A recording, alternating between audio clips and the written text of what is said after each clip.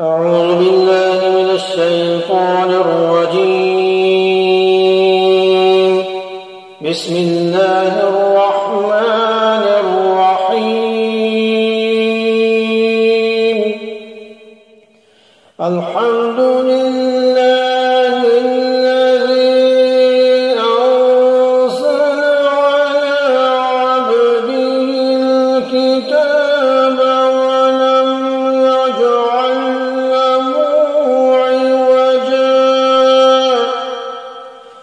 ولم يجعل له عوجا قيما لينذر بأسا شديدا من لدنه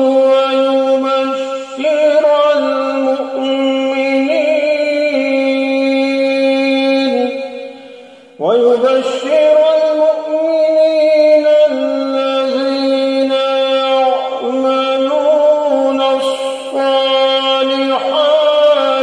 أن لهم أجرا حسنا. تمام تعریفیں اللہ کی ہیں جس نے اپنے بندے پر کتاب نازل کی اور اس میں کسی قسم کی کوئی خامی نہیں رکھی، ایک سیدھی سیدھی کتاب جو اس نے اس لیے نازل کی ہے کہ لوگوں کو اپنی طرف سے ایک سخت عذاب سے آگاہ کرے، اور جو مومن نیک عمل کرتے ہیں ان کو خوشخبری دے کہ ان کو بہترین اجر ملنے والا ہے۔ ماکثین فیہ ابدا وینذر الذین قالوا اتخذ اللہ ولدا، جس میں وہ ہمیشہ ہمیشہ رہیں گے، اور تاکہ ان لوگوں کو متنبہ کرے جو یہ کہتی ہیں کہ اللہ نے کوئی بیٹا بنا رکھا ہے۔ ما لهم به من علم ولا لآبائهم كبرت كلمة تخرج من أفواههم إن يقولون إلا كذبا۔ اس بات کا کوئی علمی ثبوت نہ خود ان کے پاس ہے نہ ان کے باپ دادوں کے پاس تھا، بڑی سنگین بات ہے جو ان کے منہ سے نکل رہی ہے، جو کچھ وہ کہہ رہی ہیں وہ جھوٹ کے سوا کچھ بھی نہیں۔ فَلَعَلَّكَ بَاخِعٌ نَفْسَكَ عَلَىٰ آثَارِهِمْ إِن لَّمْ يُؤْمِنُوا بِهَٰذَا الْحَدِيثِ أَسَفًا۔ اب اے پیغمبر صلی اللہ علیہ وسلم، اگر ان لوگ قرآن کی اس بات پر ایمان نہ لائیں تو ایسا لگتا ہے جیسے آپ افسوس کر کر کے ان کے پیچھے اپنی جان ہلاک کر بیٹھو گے۔ اِنَّا جَعَلْنَا مَا عَلَى الْأَرْضِ زِينَةً لَهَا لِنَبْلُوَهُمْ أَيُّهُمْ أَحْسَنُ عَمَلًا۔ یقین جانو کہ روئے زمین پر جتنی چیزیں ہیں ہم نے انہیں زمین کی سجاوٹ کا ذریعہ اس لیے بنایا ہے تاکہ لوگوں کو آزمائیں کہ ان میں کون زیادہ اچھا عمل کرنے والا ہے۔ وَإِنَّا لَجَاعِلُونَ مَا عَلَيْهَا صَعِيدًا جُرُزًا، اور یہ بھی یقین رکھو کہ روئے زمین پر جو کچھ ہے ایک دن ہم اسے ایک سپاٹ میدان بنا دیں گے۔ ام حسبت ان اصحاب الكهف والرقيم كانوا من آياتنا عجبا، کیا تمہارا یہ خیال ہے کہ غار اور رقیم والے لوگ ہماری نشانیوں میں سے کچھ زیادہ عجیب چیز تھے۔ تو ان حضرات کے واقعے کا خلاصہ قرآن کریم کے بیان کے مطابق یہ ہے کہ یہ کچھ نوجوان تھے جو ایک مشرک بادشاہ کے اہل حکومت میں توحید کے قائل تھے۔ بادشاہ نے ان کو توحید پر ایمان رکھنے کی بنا پر پریشان کیا، تو یہ حضرات شہر سے نکل کر ایک غار میں چھپ گئے تھے۔ وہاں اللہ نے ان پر گہری نیند طاری فرما دی اور یہ 309 سال تک اسی غار میں پڑے سوتے رہے۔ اللہ نے اس نیند کے دوران اپنی قدرت کاملہ سے ان کی زندگی کو بھی سلامت رکھا اور ان کے جسم بھی گلنے سڑنے سے محفوظ رہے۔ 309 سال بعد ان کی آنکھ کھلی تو انہیں اندازہ نہیں تھا کہ یہ اتنی لمبی مدت تک سوتے رہے ہیں، لہذا ان کو بھوک محسوس ہوئی اور اپنے میں سے ایک صاحب کو کچھ کھانا خرید کر لانے کے لیے شہر بھیجا اور یہ ہدایت کی کہ احتیاط کے ساتھ شہر میں جائیں تاکہ ظالم بادشاہ کو پتہ نہ چل سکے۔ اللہ کا کرنا ایسا ہوا کہ اس 309 سال کے عرصے میں وہ ظالم بادشاہ مر گیا تھا اور ایک نیک اور صحیح العقیدہ شخص بادشاہ بن چکا تھا۔ یہ صاحب جب شہر میں پہنچے تو کھانا خریدنے کے لیے وہی پرانا سکہ پیش کیا جو 309 سال پہلے اس ملک میں چلا کرتا تھا۔ دکاندار نے وہ پرانا سکہ دیکھا تو اس طرح یہ بات سامنے آئی کہ یہ حضرات صدیوں تک سوتے رہے تھے۔ بادشاہ کو پتہ چلا تو اس نے ان لوگوں کو بڑی عزت اور اکرام کے ساتھ اپنے پاس بلایا، اور جب ان حضرات کی وفات ہوئی تو ان کی یادگار میں ایک مسجد تعمیر کی۔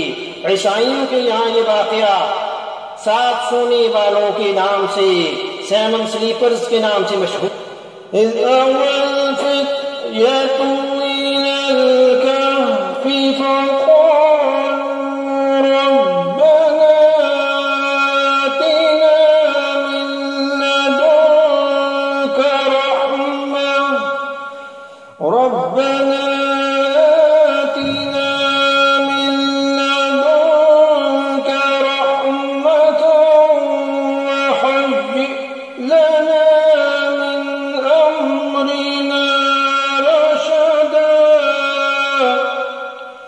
یہ اس وقت کا ذکر ہے جب ان نوجوانوں نے غار میں پناہ لی تھی اور اللہ تعالیٰ سے دعا کرتے ہوئے کہا تھا کہ اے ہمارے پروردگار، ہم پر خاص اپنے پاس سے رحمت نازل فرما اور ہماری اس صورتحال میں ہمارے لیے بھلائی کا راستہ مہیا فرما دیجیے۔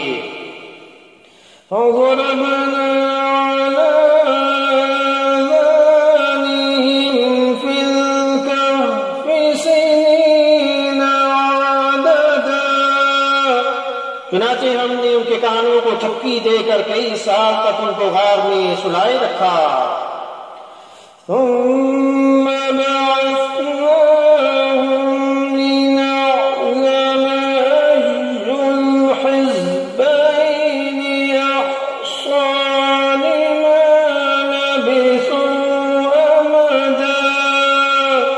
پھر ہم نے ان کو جگایا تاکہ یہ دیکھیں کہ ان کے 2 گروہوں میں سے کون سا گروہ اپنے سوئے رہنے کی مدت کا زیادہ صحیح شمار کرتا ہے۔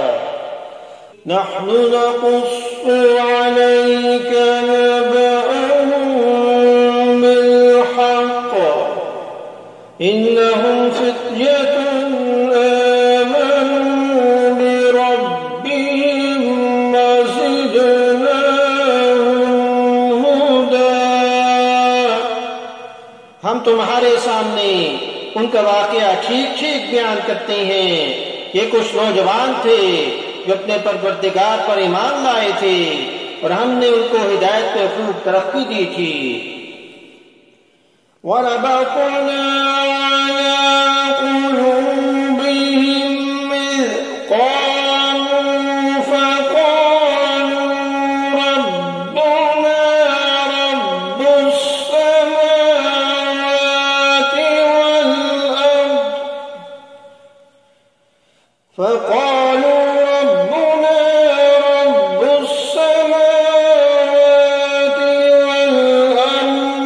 لن ندعو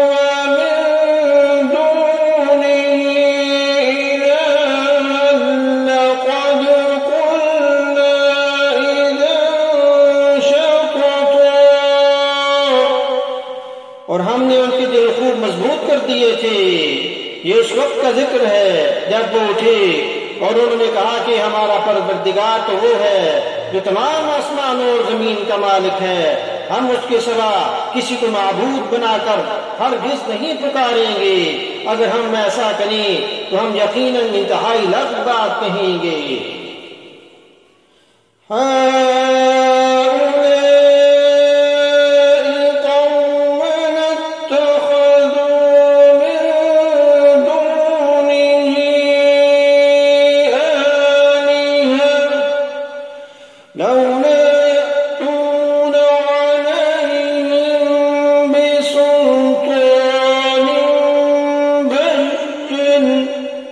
فمن أظلم ممن افترى على الله كذبا۔ یہ ہماری قوم کے لوگ ہیں جنہوں نے اس پروردگار کو چھوڑ کر دوسرے معبود بنا رکھے۔ اگر ان کا عقیدہ صحیح ہے تو اپنے معبودوں کے ثبوت میں کوئی واضح دلیل کیوں پیش نہیں کرتے؟ بھلا اس شخص سے زیادہ ظالم کون ہوگا جو اللہ کا جھوٹ باندھے۔ وَإِذَا اعْتَزَلْتُمُوهُمْ يَعْبُدُونَ إِلَّا اللَّهَ فَأْوُوا إِلَى الْكَهْفِ يَنشُرْ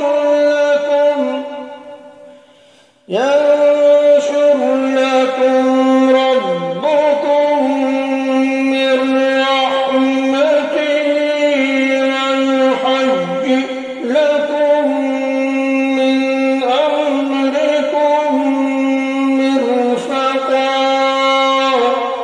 اور ساتھیو، جب تم نے ان لوگوں سے بھی علیحدگی اختیار کر لی ہے تو ان سے بھی جن کی یہ اللہ کو چھوڑ کر عبادت کرتے ہیں، تو چلو اب تم اس غار میں پناہ لے لو، تمہارا پروردگار تمہارے لیے اپنا دامن رحمت پھیلا دے گا اور تمہارے کام میں آسانی کے اسباب مہیا فرمائے گا۔ وَتَرَى الشَّمْسَ إِذَا طَلَعَتْ تَزَاوَرُ عَنْ كَهْفِهِمْ ذَاتَ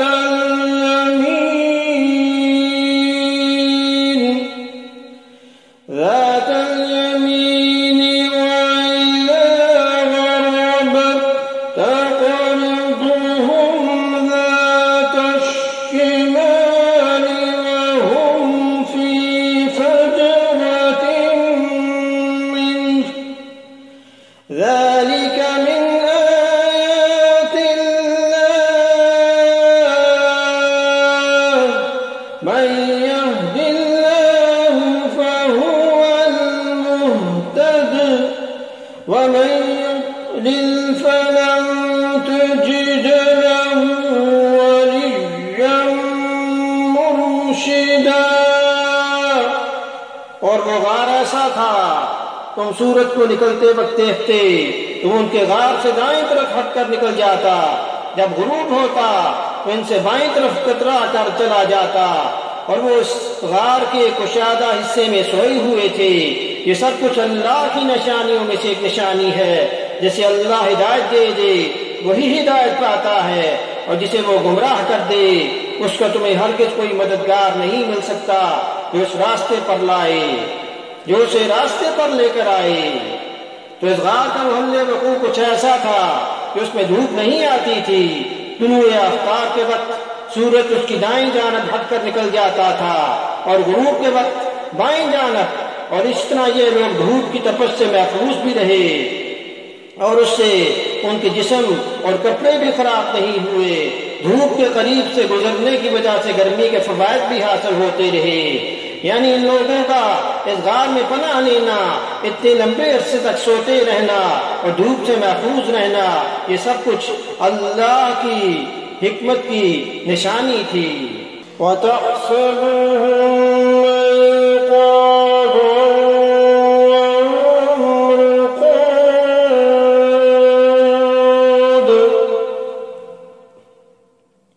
وَنُقَلِّبُهُمْ ذَاتَ الْيَمِينِ وَذَاتَ الشِّمَالِ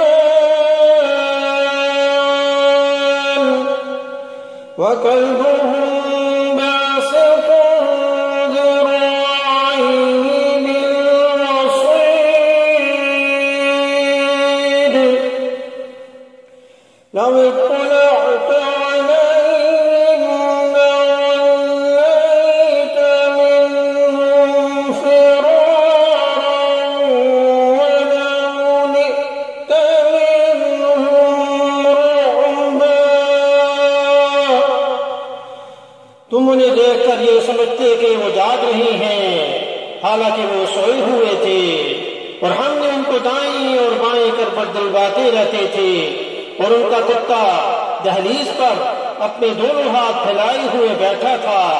اگر تم انہیں جھانک کر دیکھتے تو ان سے پیٹ پھیر کر بھاگ کھڑے ہوتے اور تمہارے اندر ان کی دہشت سما جاتی۔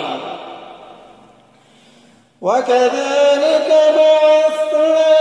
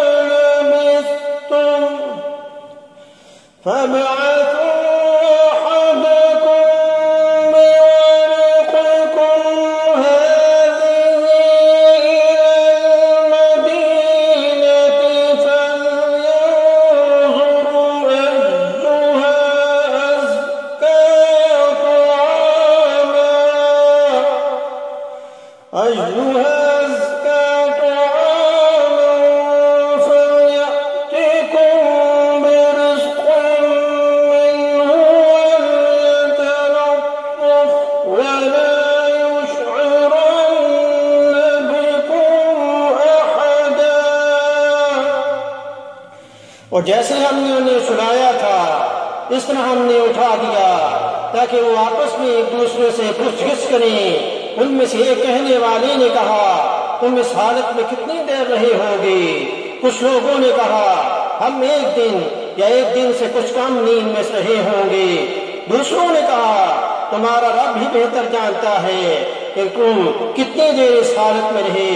اب اپنے میں سے کسی کو چاندی کا یہ سکہ دے کر شہر کی طرف بھیجو، وہ جا کر دیکھ بھال کرے کہ اس کے کون سے علاقے میں زیادہ پاکیزہ کھانا مل سکتا ہے، پھر تمہارے پاس وہاں سے کچھ کھانے کو لے کر آئے، اور اسے چاہیے کہ ہوشیاری سے کام کرے اور کسی کو تمہاری خبر نہ ہونے دے۔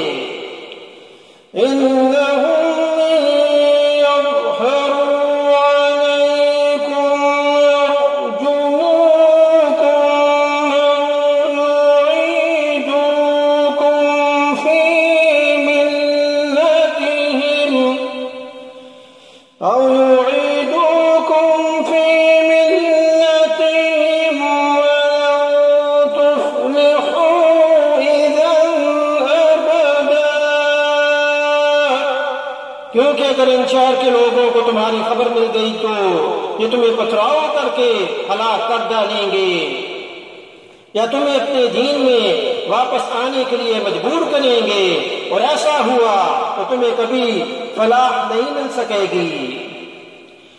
وَكَذَلِكَ أَعْثَرْنَا عَلَيْهِمْ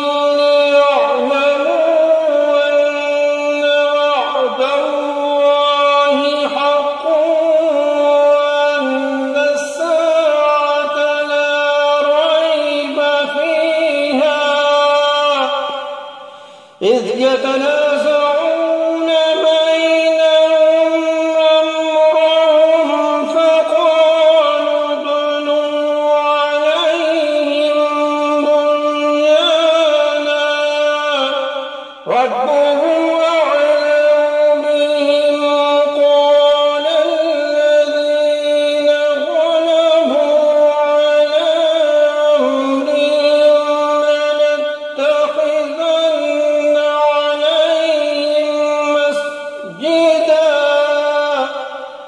اور یوں ہم نے ان کی خبر لوگوں تک پہنچا دی تاکہ وہ یقین سے جان لیں کہ اللہ کا وعدہ سچا ہے، نیز یہ کہ قیامت کی گھڑی آنے والی ہے، اس میں کوئی شک نہیں۔ پھر وہ وقت بھی آیا جب لوگ ان کے بارے میں آپس میں جھگڑ رہے تھے، چنانچہ کچھ لوگوں نے کہا ان پر ایک عمارت بنا دو، ان کا رب ہی ان کے معاملے کو بہتر جانتا ہے۔ آخر کار جن لوگوں کو ان کے معاملات پر غلبہ حاصل تھا انہوں نے کہا کہ ہم تو ان کے اوپر ایک مسجد ضرور بنائیں گے۔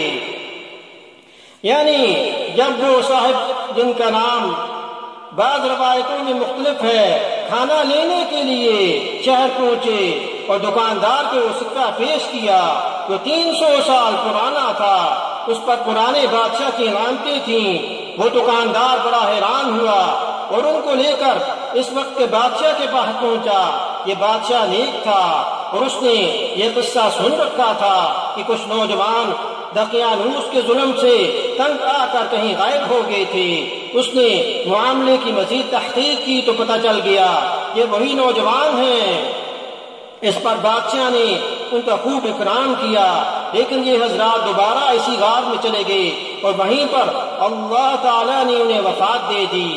ان اصحاب کہف کا اتنی لمبی مدت تک سوتے رہنا اور پھر زندہ جاگ اٹھنا اللہ کی قدرت کی نشانیوں میں سے ایک نشانی ہے، اور اس واقعے کو دیکھ کر ہر شخص بآسانی اس نتیجے تک پہنچ سکتا تھا کہ جو ذات اتنے عرصے تک سونے کے بعد ان نوجوانوں کو زندہ اٹھا سکتی ہے، یقیناً وہ اس بات پر بھی قادر ہے کہ تمام انسانوں کو مرنے کے بعد دوبارہ زندہ کر دے۔ جیسا کہ پہلے بھی گزر چکا ہے، یہ حضرات جاگنے کے بعد جلد ہی اس غار میں وفات پا گئے تھے۔ اب اللہ کی قدرت کا یہ کرشمہ سامنے آیا کہ جن نوجوانوں کو کبھی اس شہر میں اپنی جان کے لالے پڑے ہوئے تھے، اب اس شہر میں ان کی ایسی عزت ہوئی کہ لوگ ان کی یادگار میں کوئی عمارت بنانے کی فکر میں پڑ گئے۔ آخرکار جن لوگوں کو اقتدار حاصل تھا انہوں نے یہ طے کیا کہ جس غار میں ان کی وفات ہوئی ہے اس پر ایک مسجد بنا دیں۔ واضح رہے کہ یہ عمان کے بعد جو غار دریافت ہوا تھا اس میں کھدائی کرنے سے غار کے اوپر بنی ہوئی ایک مسجد بھی برآمد ہوئی۔ یہاں یہ بھی بات واضح ہے کہ ان کی وفات کی جگہ پر مسجد بنانے کی یہ تجویز اس زمانے کے اصحاب اقتدار نے دی تھی۔ قرآن کریم نے اس تجویز کی تائید نہیں فرمائی، لہذا اس آیت سے مقبرے بنانے یا قبروں کو عبادت گاہ میں تبدیل کرنے کا کوئی جواز نہیں ملتا، بلکہ حضور اکرم صلی اللہ علیہ وسلم کی کئی حدیث میں اس عمل سے منع فرمایا گیا ہے۔ اب یہاں یہ تجویز آئی، لوگوں نے یہ سوچا کہ ان کے صحیح نام اور ان کا نسب اور مذہب وغیرہ بھی اس یادگار پر لکھا جائے، لیکن چونکہ کسی کو ان کے پورے حالات معلوم نہیں تھے اس لیے پھر لوگوں نے کہا کہ ان کے ٹھیک حالات تو اللہ ہی بہتر جانتا ہے، لیکن ہم ان کے نسب وغیرہ کی تحقیق میں پڑے بغیر ہی ان کی یادگار بنا دیتے ہیں۔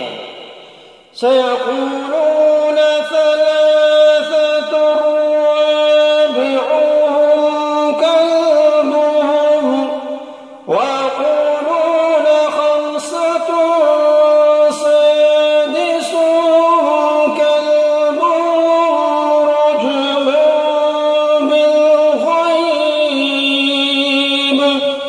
وَيَقُولُونَ سَبْعَةٌ وَثَامِنُهُمْ كَلْبُهُمْ قُل رَّبِّي يَعْلَمُ بِعِدَّتِهِم مَّا يَعْلَمُهُمْ إِلَّا قَلِيلٌ فَلَا تُمَارِ فِيهِمْ إِلَّا مِرَاءً ظَاهِرًا وَلَا تَسْتَفْتِ فِيهِم مِّنْهُمْ أَحَدًا۔ کچھ لوگ کہیں گے کہ وہ 3 آدمی تھے اور چوتھا ان کا کتا تھا، اور کچھ کہیں گے کہ وہ 5 تھے اور چھٹا ان کا کتا تھا۔ یہ سب اندازے کے تیر چلانے کی باتیں ہیں، اور کچھ کہیں گے کہ وہ 7 تھے اور 8واں ان کا کتا تھا۔ کہہ دو کہ میرا رب ہی ان کی صحیح تعداد کو جانتا ہے، تھوڑے سے لوگوں کے سوا کسی کو ان کا پورا علم نہیں، لہذا ان کے بارے میں سرسری گفتگو سے آگے بڑھ کر کوئی بحث نہ کرو اور نہ ان کے بارے میں کسی سے پوچھ گچھ کرو۔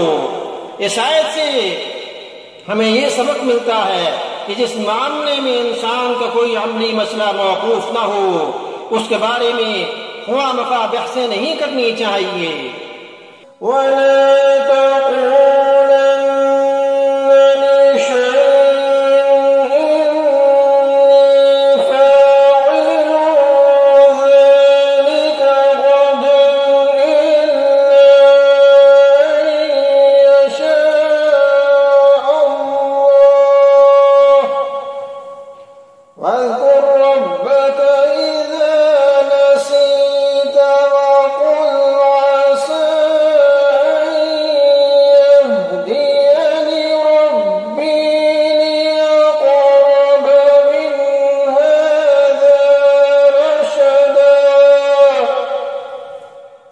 اے پیغمبر صلی اللہ علیہ وسلم کسی بھی کام کے بارے میں کبھی یہ نہ کہیں کہ میں یہ کام کل کر لوں گا، مگر یہ کیا کہیں اللہ چاہے گا تو کر لوں گا۔ اور جب کبھی بھول جائیں تو اپنے رب کو یاد کر لو اور کہیں کہ مجھے امید ہے کہ میرے رب کسی ایسی بات کی طرف رہنمائی کر دے جو ہدایت میں اس سے بھی زیادہ قریب ہو۔ تو جب حضور اکرم صلی اللہ علیہ وسلم سے اصحاب کہف اور ذوالقرنین کے بارے میں سوال کیا گیا، اس وقت آپ نے سوال کرنے والوں سے ایک طرح کا وعدہ کر لیا تھا کہ میں اس سوال کا جواب کل دوں گا۔ اس وقت آپ انشاءاللہ کہنا بھول گئے تھے اور آپ کو یہ امید تھی کہ کل تک وحی کے ذریعے آپ کو ان واقعات سے باخبر کر دیا جائے۔ اس واقعہ کی طرف اشارہ کرتے ہوئے اللہ نے یہ مستقل ہدایت عطا فرمائی کہ کسی بھی مسلمان کو آئندہ کے بارے میں کوئی بات انشاءاللہ کہے بغیر نہیں کہنی چاہیے۔ وَلَبِثُوا فِي كَهْفِهِمْ 300 سِنِينَ وَازْدَادُوا 9 اور وہ اصحاب کہف اپنے غار میں 300 سال اور مزید 9 سال سوتے رہے۔ قُلِ اللَّهُ أَعْلَمُ بِمَا لَبِثُوا لَهُ غَيْبُ السَّمَاوَاتِ وَالْأَرْضِ أَبْصِرُ بِهِ وَأَسْمِعُ مَا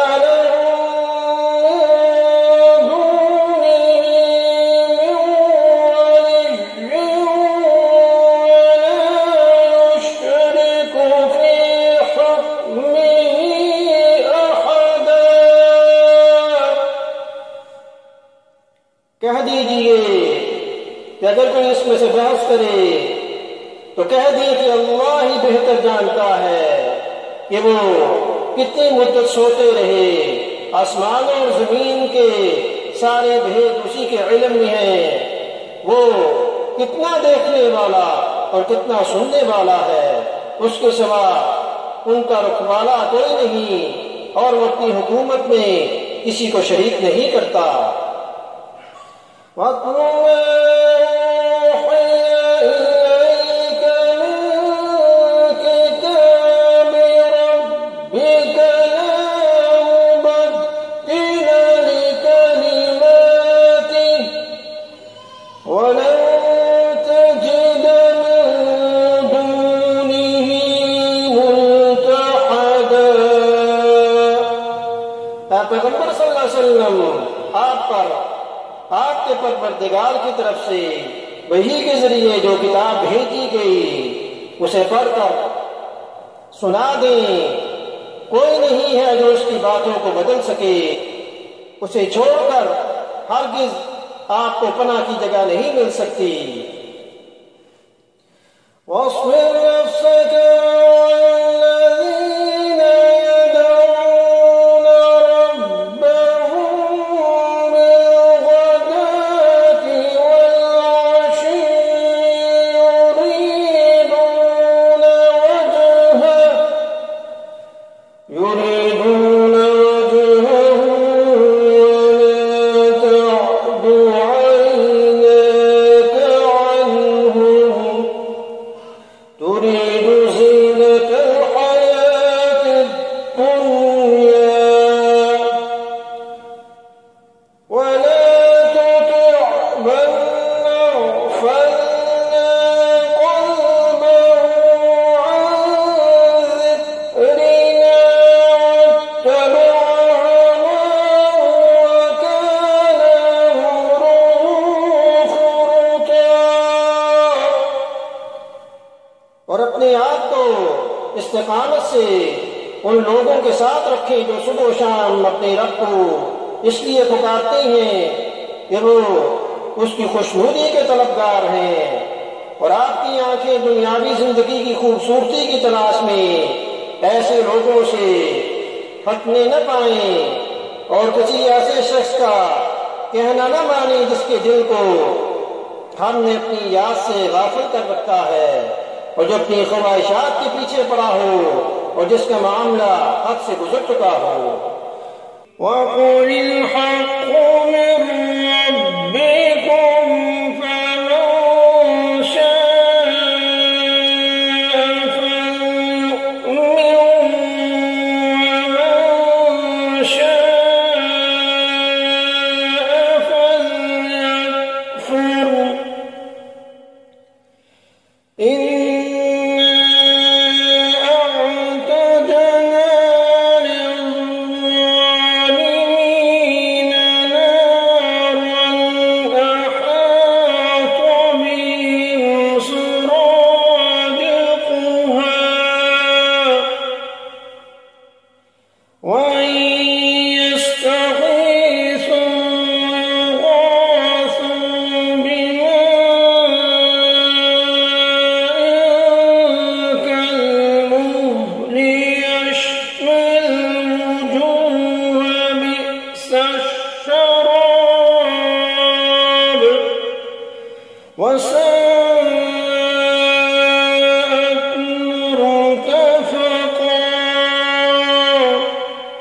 اور کہہ دو کہ حق تو تمہارے رب کی طرف سے آ چکا ہے، اب جو چاہے ایمان لے آئے اور جو چاہے کفر اختیار کرے۔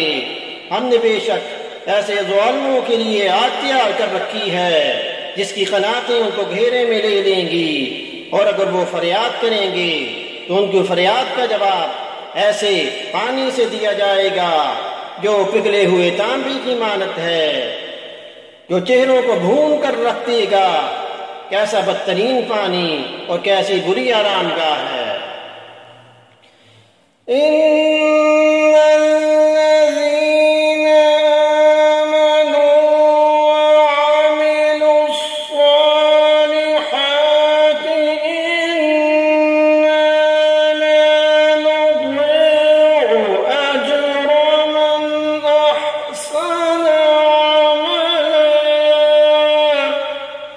البتہ جو لوگ ایمان لائے اور انہوں نے نیک عمل کیے تو یقیناً ہم ایسے لوگوں کے اجر کو ضائع نہیں کرتے جو اچھی طرح عمل کریں۔ أولئك لهم جنات عدن تجري من تحتهم الأنهار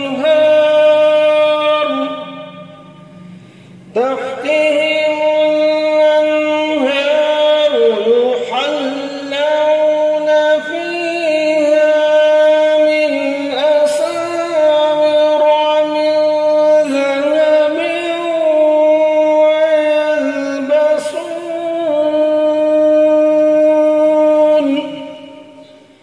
ويلبسون ثيابا خضرا من سندس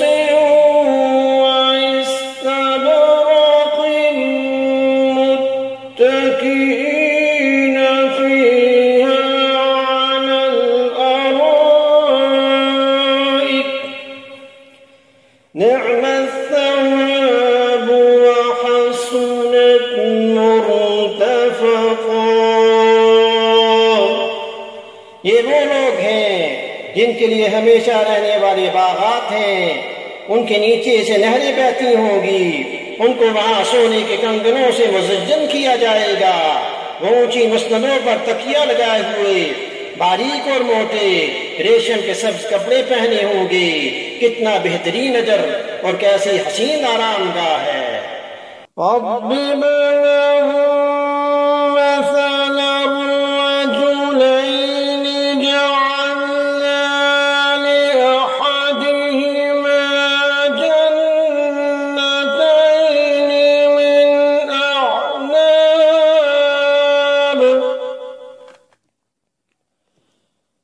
أعناب وحففناهما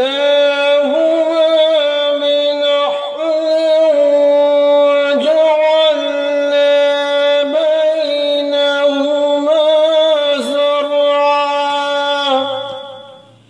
اے پیغمبر صلی اللہ علیہ وسلم ان لوگوں کے سامنے ان دو آدمیوں کی مثال پیش کریں جن میں سے ایک کو ہم نے انگوروں کو 2 باغ دے رکھے تھے اور ان کو کھجور کے درختوں سے گھیرا ہوا تھا اور ان دونوں باغوں کے درمیان کھیتی لگائی ہوئی تھی۔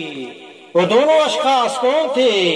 کسی مرفوع روایت میں موجود نہیں، البتہ بعض مفسرین نے کچھ روایتوں کی بنیاد پر یہ کہا کہ یہ بنی اسرائیل میں سے تھے۔ انہیں اپنے باپ سے وراثت میں بڑی دولت ہاتھ آئی تھی۔ ان میں سے ایک نے کافر ہو کر اسی دولت سے دل لگا لیا اور دوسرے نے اپنی دولت کو اللہ کے راستے میں خرچ کیا۔ اس کی وجہ سے اس کی دولت پہلے شخص کے مقابلے میں گنتی میں کم رہ گئی، لیکن آخر کار کافر جو تھا اس کی دولت پر آفت آئی اور اسے حسرت کے سوا کچھ حاصل نہیں ہوا۔ تلك الجنتين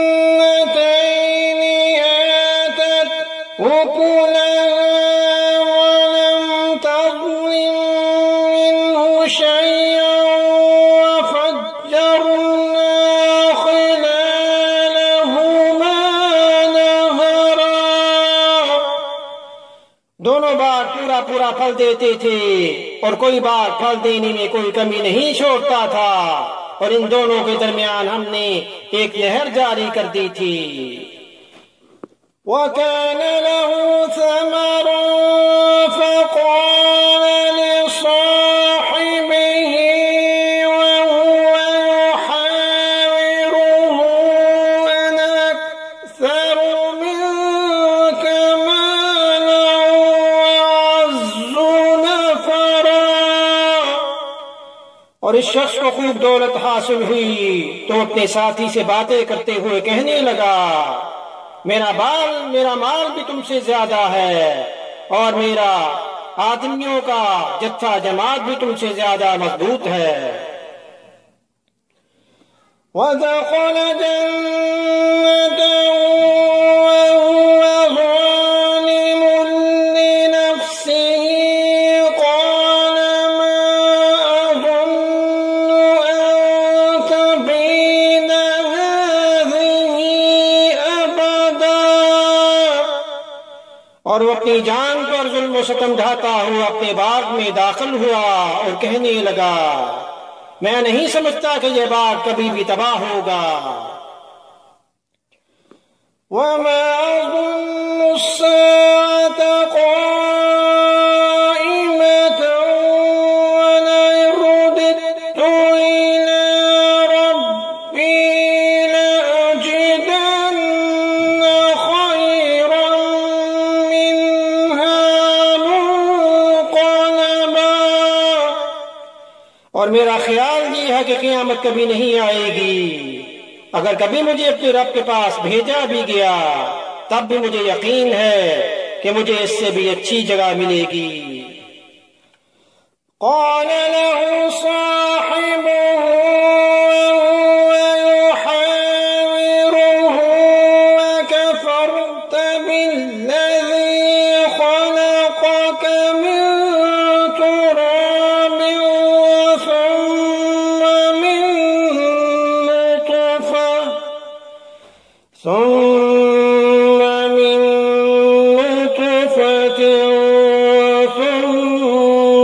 سواك رجلا۔ اس کے ساتھی نے اس سے باتیں کرتے ہوئے کہا، کیا تم اس ذات کے ساتھ کفر کا معاملہ کر رہے ہو جس نے تمہیں مٹی سے اور پھر نطفے سے پیدا کیا اور پھر تمہیں ایک بھلا چنگا انسان بنا دیا؟ لكنه الله ربي ولا أشرك بربي أحدا۔ جہاں تک میرا تعلق ہے میں تو یہ عقیدہ رکھتا ہوں کہ اللہ میرا پروردگار ہے اور میں اپنے پروردگار کے ساتھ کسی کو شریک نہیں مانتا۔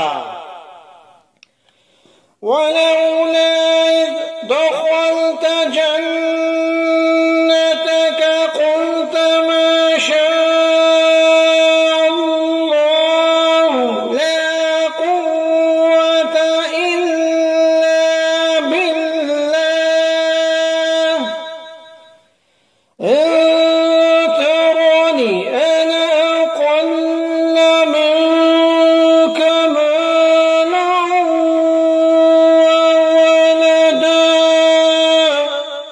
جب تم اپنے باغ میں داخل ہو رہے تھے اس وقت تم نے یہ کیوں نہیں کہا کہ ما شاء اللہ لا قوت الا باللہ، جو اللہ چاہتا ہے وہی ہوتا ہے، اللہ کی توفیق کے بغیر کسی میں کوئی طاقت نہیں۔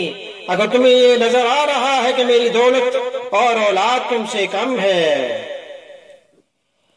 فعسى ربي أن يؤتيني خيرا من جنتك ويرسل عليها حسبانا من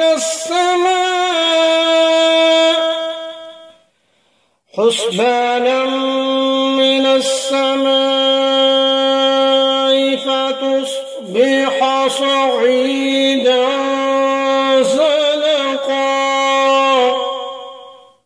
تو میرے رب سے کچھ بعید نہیں ہے کہ وہ مجھے تمہارے باغ سے بہتر چیز عطا کرے اور تمہارے اس باغ پر کوئی آسمانی آفت بھیج دے جس سے وہ چٹیل میدان مٹی کا میدان بن جائے۔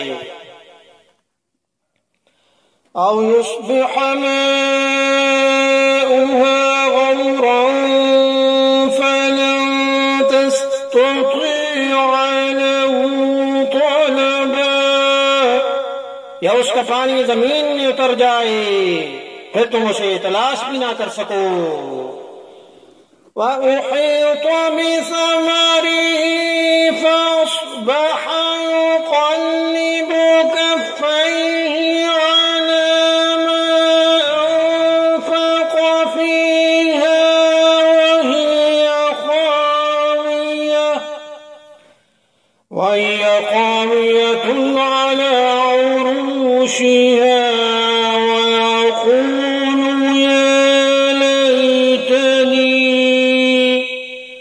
ويقول يا ليتني لم أشرك بربي أحدا۔ اور پھر ہوا یہ کہ اس کی ساری دولت عذاب کے گھیرے میں آ گئی، اور صبح ہوئی تو اس حالت میں کہ اس نے بعد پر جو کچھ خرچ کیا تھا وہ اس پر ہاتھ ملتا رہ گیا، اور پھر اس کا باغ اپنی چھتریوں پر گرا پڑا ہوا تھا اور وہ کہہ رہا تھا کاش میں نے اپنے رب کے ساتھ کسی کو شریک نہ مانا ہوتا۔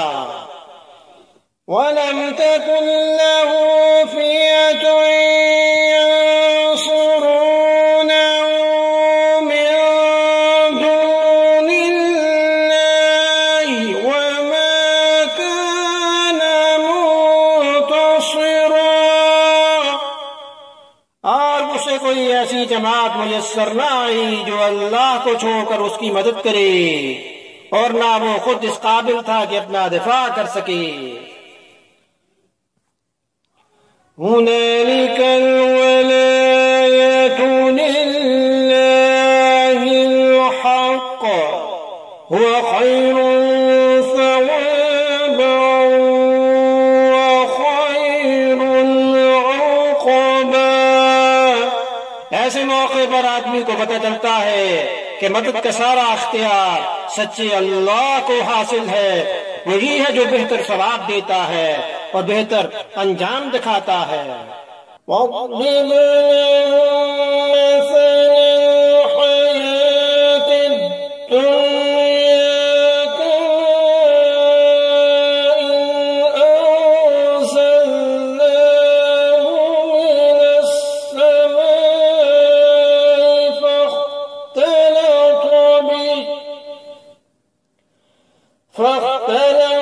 به نبات الأرض فأصبح هشيما تذروه الرياح وكان الله على كل شيء مقتدرا۔ اور ان لوگوں سے دنیاوی زندگی کی یہ مثال بھی بیان کر دو کہ وہ ایسی ہے جیسے ہم نے آسمان سے پانی برسایا اور اس سے زمین کا سبزہ خوب گنا ہو گیا، پھر وہ ایسا ریزہ ریزہ ہوا کہ اسے ہوائیں اڑا لے جاتی ہیں، اور اللہ ہر چیز پر مکمل قدرت رکھتا ہے۔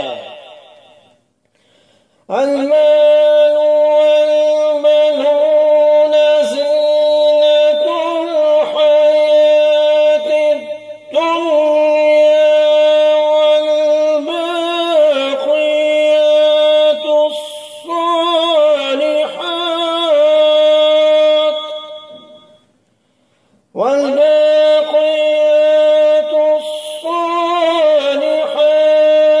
خير عند ربك ثوابا وخير أملا.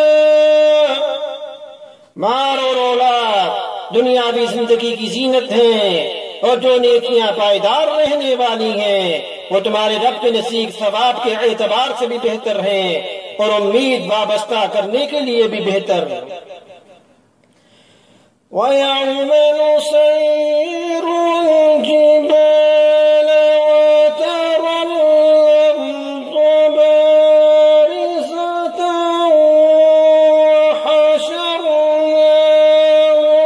فَلَمْ نُغَادِرْ مِنْهُمْ أَحَدًا۔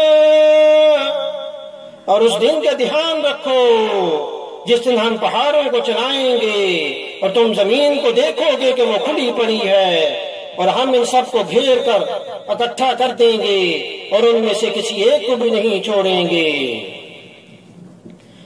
وَعُرِضُوا عَلَى رَبِّكَ صَفًّا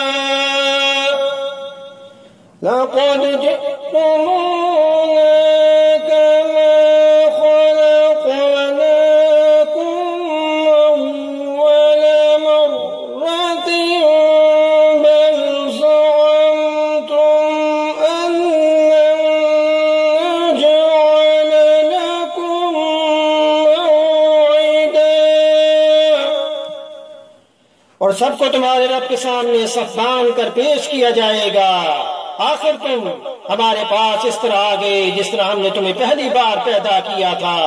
اس کے برعکس تمہارا دعویٰ یہ تھا کہ ہم تمہارے لیے یہ مقرر وقت کبھی نہیں لائیں گے۔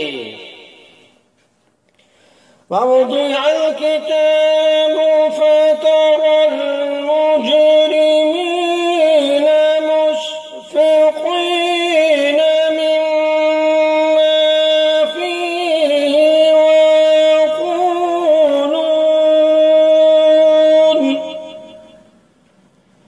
وَيَقُولُونَ يَا وَيْلَتَنَا مَا لِهَذَا الْكِتَابِ لَا يُغَادِرُ صَغِيرَةً وَلَا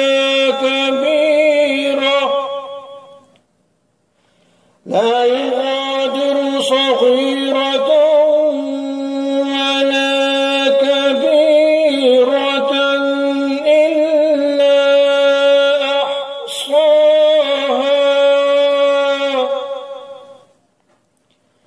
وَوَجَدُوا مَا عَمِلُوا حَاضِرًا وَلَا يَظْلِمُ رَبُّكَ أَحَدًا۔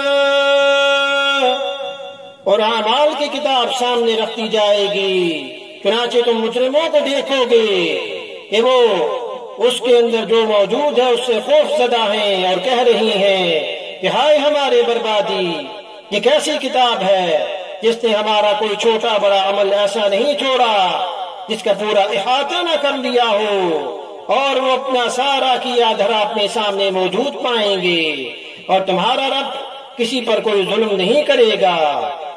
وَإِذْ قُلْنَا لِلْمَلَائِكَةِ اسْجُدُوا لِآدَمَ فَسَجَدُوا إِلَّا إِبْلِيسَ كَانَ مِنَ الْجِنِّ فَفَسَقَ عَنْ أَمْرِ رَبِّهِ أَفَتَتَّخِذُونَهُ وَذُرِّيَّتَهُ أَوْلِيَاءَ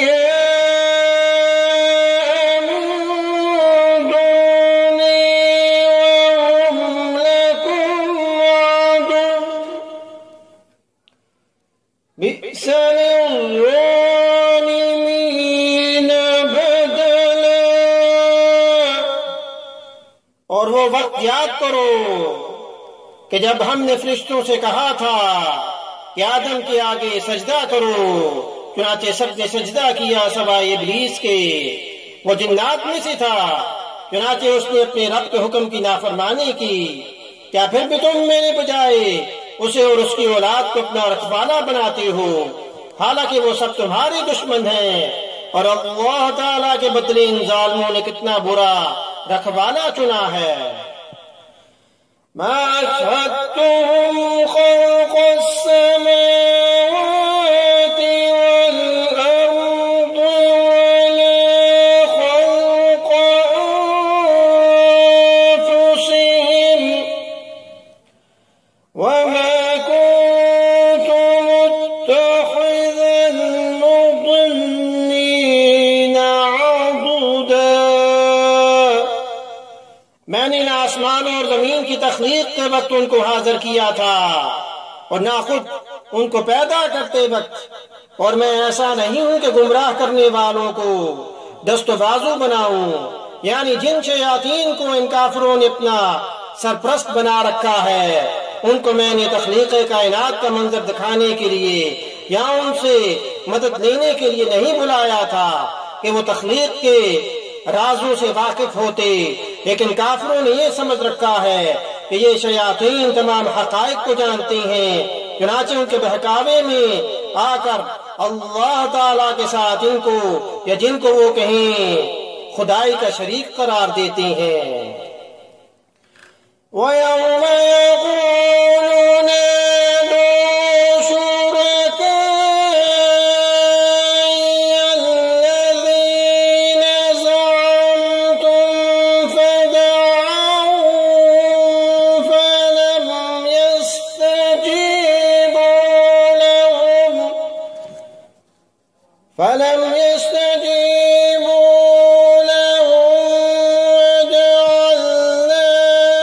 بَيْنَهُمْ مَوْبِقًا۔ اور اس دن کا دھیان کرو جب اللہ ان مشرکوں سے کہے گا کہ ذرا پکارو ان کو جنہیں تم نے میری خدائی میں شریک سمجھ رکھا تھا، چنانچہ وہ پکاریں گے لیکن وہ ان کو کوئی جواب نہیں دیں گے، اور ہم ان کے درمیان ایک مہلک آڑ حائل کر دیں گے۔ وَرَأَى الْمُجْرِمُونَ النَّارَ فَظَنُّوا أَنَّهُم مُّوَاقِعُوهَا وَلَمْ يَجِدُوا عَنْهَا مَصْرِفًا۔ اور مجرم لوگ آگ کو دیکھیں گے تو سمجھ جائیں گے کہ انہیں اسی میں گرنا ہے، اور اس سے بچ نکلنے کا کوئی راستہ نہیں پائیں گے۔ وَلَقَدْ صَرَّفْنَا فِي هَذَا الْقُرْآنِ لِلنَّاسِ مِنْ كُلِّ مَثَلٍ وَكَانَ الْإِنسَانُ أَكْثَرَ شَيْءٍ جَدَلًا۔ اور ہم نے لوگوں کے فائدے کے لیے اس قرآن میں طرح طرح سے ہر قسم کے مضامین بیان کیے ہیں، اور انسان ہے کہ جھگڑا کرنے میں ہر چیز سے بڑھ گیا ہے۔ وَمَا مَنَعَ النَّاسَ أَن يُؤْمِنُوا إِذْ جَاءَهُمُ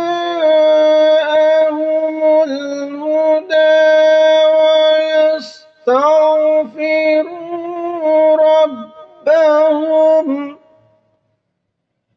وَيَسْتَغْفِرُوا رَبَّهُمْ إِلَّا أَن تَأْتِيَهُمْ سُنَّةُ الْأَوَّلِينَ أَوْ يَأْتِيَهُمُ الْعَذَابُ قُبُلًا۔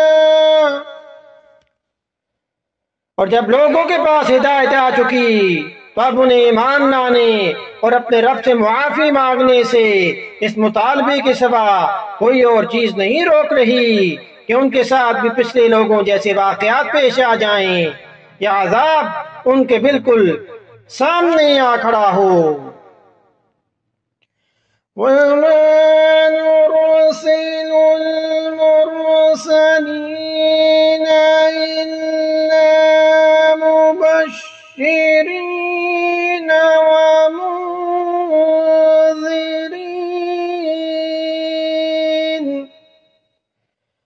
وَيُجَادِلُ الَّذِينَ كَفَرُوا بِالْبَاطِلِ لِيُدْحِضُوا بِهِ الْحَقَّ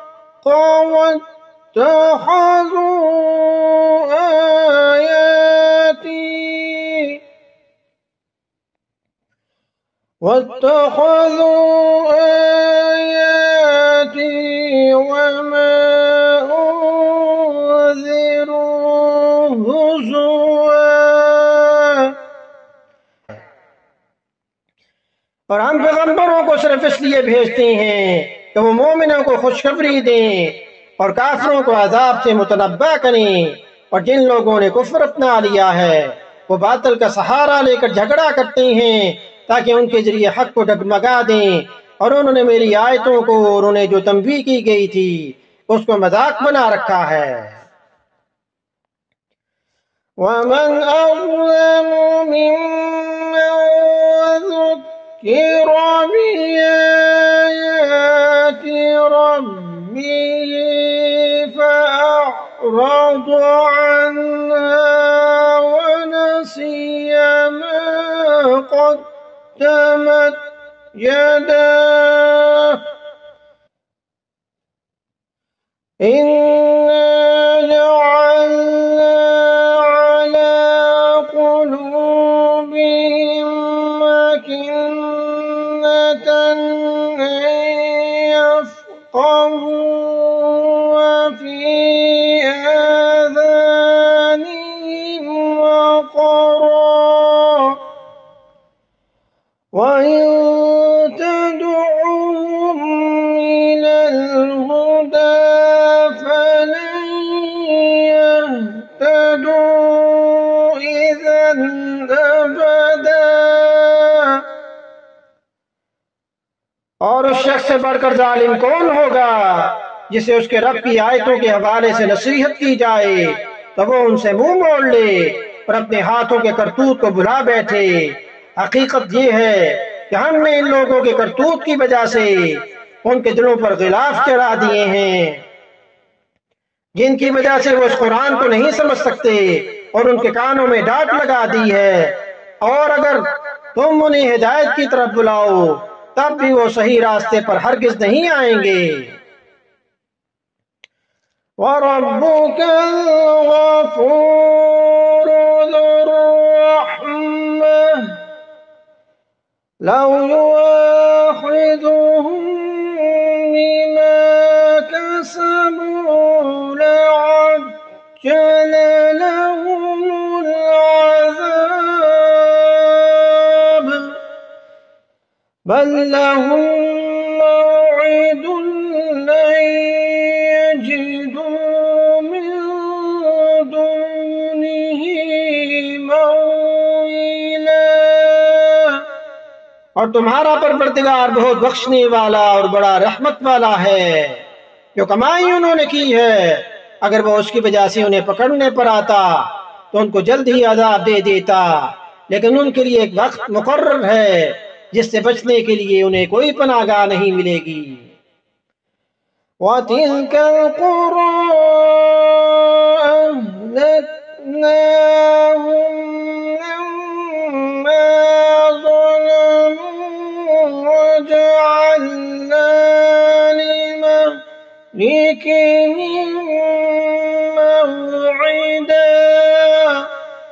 یہ ساری بستیاں تمہارے سامنے ہیں، جب انہوں نے ظلم کی روش اپنائی تو ہم نے ان کو ہلاک کر ڈالا، اور ان کی ہلاکت کے لیے بھی ہم نے ایک وقت مقرر کیا ہوا تھا۔ وَإِذْ قَالَ مُوسَىٰ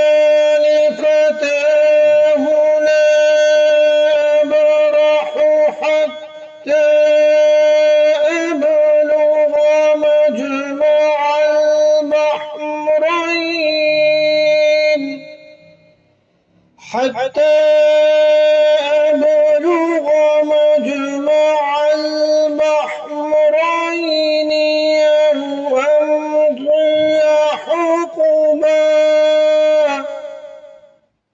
اور اس وقت کا ذکر سنو جب موسیٰ علیہ السلام نے اپنے نوجوان شاگرد سے کہا تھا کہ میں اس وقت تک اپنا سفر جاری رکھوں گا جب تک دو سمندروں کے سنگم یعنی ملنے کی جگہ پر نہ پہنچ جاؤں، ورنہ برسوں چلتا رہوں گا۔ یہاں سے اللہ تعالیٰ نے حضرت موسیٰ علیہ السلام کا وہ واقعہ بیان فرمایا جو حضرت خضر علیہ السلام کے ساتھ پیش آیا۔ حضور اکرم صلی اللہ علیہ وسلم نے اس واقعہ کی تفصیل ایک طویل حدیث میں بیان فرمائی جو صحیح بخاری میں کئی سندوں سے منقول ہے۔ اس حدیث کا خلاصہ یہ ہے کہ ایک مرتبہ حضرت موسیٰ علیہ السلام سے کسی نے یہ سوال کیا کہ اس وقت روئے زمین پر سب سے بڑا عالم کون ہے، کیونکہ حضرت ہر پیغمبر اپنے وقت میں دین کا سب سے بڑا عالم ہوتا ہے۔ اس نے حضرت موسیٰ علیہ السلام نے جواب میں یہی فرما دیا کہ میں ہی سب سے بڑا عالم ہوں۔ اللہ تعالیٰ کو یہ بات پسند نہیں آئی۔ حضرت موسیٰ علیہ السلام کو یہ ہدایت دی گئی کہ اس سوال کا صحیح جواب یہ تھا کہ اللہ تعالیٰ ہی بہتر جانتے ہیں کہ سب سے بڑا عالم کون ہے۔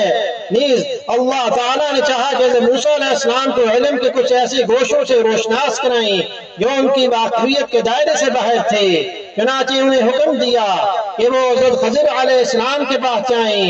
ان کو پتہ یہ بتایا گیا جہاں دو دریا ملتے ہیں وہاں تک سفر کریں اور اپنے ساتھ ایک مچھلی لے جائیں۔ ایک موقع ایسا آئے گا کہ وہ مچھلی گم ہو جائے گی، بس اسی جگہ انہیں حضرت خضر علیہ السلام مل جائیں گے۔ چنانچہ حضرت موسیٰ علیہ السلام اپنے نوجوان شاگرد حضرت یوشع علیہ السلام کو ساتھ لے کر اس سفر پر روانہ ہوئے جو بعد میں خود پیغمبر بننے والے تھے۔ فلما بلغا مجمع بينهما نسيا حوتهما فاتخذ سبيله في البحر سربا۔ چنانچہ جب وہ ان کے سنگم پر پہنچے تو دونوں اپنی مچھلی کو بھول گئے اور اس نے سمندر میں ایک سرنگ کی طرح کا راستہ بنا لیا۔ تو حضرت موسیٰ علیہ السلام ایک چٹان پر پہنچ کر کچھ دیر کے لیے سو گئے تھے۔ اسی دوران وہ مچھلی جو ایک زنبیل میں تھی وہاں سے کھسک کر دریا میں جا گری، اور جس جگہ گری وہاں پانی میں سرنگ سی بن گئی جس میں جا کر مچھلی غائب ہو گئی۔ حضرت یوشع علیہ السلام اس وقت جاگ رہے تھے اور انہوں نے یہ عجیب واقعہ دیکھا، مگر چونکہ حضرت موسیٰ علیہ السلام سوئے ہوئے تھے اس لیے ان کو جگانا مناسب نہیں سمجھا۔ بعد میں جب حضرت موسیٰ علیہ السلام جاگ کر آگے روانہ ہوئے تو حضرت یوشع علیہ السلام ان کو یہ بات بتانا بھول گئے، اور یاد اس وقت آیا جب حضرت موسیٰ علیہ السلام نے آگے چل کر ناشتہ مانگا۔ فلما جاوزا قال لفتاه آتنا غداءنا لقد لقينا من سفرنا هذا نصبا۔ پھر جب وہ دونوں آگے نکل گئے تو موسیٰ علیہ السلام نے اپنے نوجوان سے کہا کہ ہمارا ناشتہ لاؤ، سچی بات یہ ہے کہ ہمیں اس سفر میں بڑی تھکاوٹ لاحق ہو گئی ہے۔ قال أرأيت إذ أوينا إلى الصخرة فإني نسيت الحوت وما أنسانيه إلا الشيطان أن أذكره واتخذ سبيله في البحر عجبا۔ اس نے کہا بلا بتائیے، عجیب قصہ ہو گیا جب ہم اس چٹان پر ٹھہرے تھے تو میں مچھلی کا آپ سے ذکر کرنا بھول گیا، اور شیطان کے سوا کوئی نہیں جس نے مجھے اس کا تذکرہ کرنا بلایا ہو، اور اس مچھلی نے تو بڑے عجیب طریقے پر دریا میں اپنی راہ لے لی تھی۔ حضرت موسیٰ علیہ السلام کو یہی علامت بتائی گئی تھی کہ جس جگہ مچھلی گم ہوگی وہیں حضرت خضر علیہ السلام سے ملاقات ہوگی۔ اس لیے حضرت یوشع علیہ السلام نے تو ڈرتے ڈرتے یہ واقعہ ذکر کیا، لیکن موسیٰ علیہ السلام نے اسے سن کر خوش ہوئے کہ منزل مقصود کا پتہ لگ گیا ہے۔ قال ذلك ما كنا نبغي فارتدا على آثارهما قصصا۔ حضرت موسیٰ علیہ السلام نے کہا اسی بات کی تو ہمیں تلاش تھی، چنانچہ دونوں اپنے قدموں کے نشان دیکھتے ہوئے واپس لوٹے۔ تو صحیح بخاری کی حدیث کے مطابق یہ حضرت خضر علیہ السلام تھے۔ جب موسیٰ علیہ السلام اس چٹان کے پاس واپس پہنچے تو وہاں وہ چادر اوڑھے ہوئے لیٹے نظر آئے، اور ان کو جس خصوصی علم کے سکھانے کا ذکر فرمایا گیا تھا اس سے مراد تکوینیات کا علم تھا، جس کی تشریح اس واقعہ کے آخر میں آ رہی ہے۔ فوجدا عبدا عبادنا آتيناه رحمة من عندنا وعلمناه من لدنا علما۔ تب انہوں نے ہمارے بندوں میں سے ایک بندہ ملا جس کو ہم نے اپنے خصوصی رحمت سے نوازا تھا اور خاص اپنی طرف سے ایک علم سکھایا تھا۔ قال له موسى هل نتبعك على أن تعلمني مما علمت رشدا۔ موسیٰ علیہ السلام نے ان سے کہا کیا میں آپ کے ساتھ اس غرض سے رہ سکتا ہوں کہ آپ کو بھلائی کا جو علم عطا ہوا ہے اس کا کچھ حصہ مجھے بھی سکھا دیں۔ قال إنك لن تستطيع معي صبرا وكيف تصبر على ما لم تحط به خبرا۔ انہوں نے کہا کہ مجھے یقین ہے کہ آپ میرے ساتھ رہنے پر صبر نہیں کر سکیں گے، اور جن باتوں کی آپ کو پوری پوری واقفیت نہیں ہے ان پر آپ صبر کر بھی کیسے سکتے ہیں۔ قال ستجدني إن شاء الله صابرا ولا أعصي لك أمرا۔ قال فإن اتبعتني فلا تسألني عن شيء حتى أحدث لك منه ذكرا۔ موسیٰ علیہ السلام نے کہا کہ انشاءاللہ آپ مجھے صابر پائیں گے اور میں آپ کے کسی حکم کی خلاف ورزی نہیں کروں گا۔ تو صحیح بخاری کی حدیث کے مطابق حضرت خضر علیہ السلام نے حضرت موسیٰ علیہ السلام سے یہ بھی کہا تھا کہ اللہ نے مجھے ایک ایسا علم دیا ہے جو آپ کے پاس نہیں، یعنی تکوینیات کا علم، اور آپ کو ایک ایسا علم دیا ہے جو میرے پاس نہیں ہے، یعنی شریعت کا علم۔ قال فإن اتبعتني فلا تسألني عن شيء حتى أحدث لك منه ذكرا۔ فانطلقا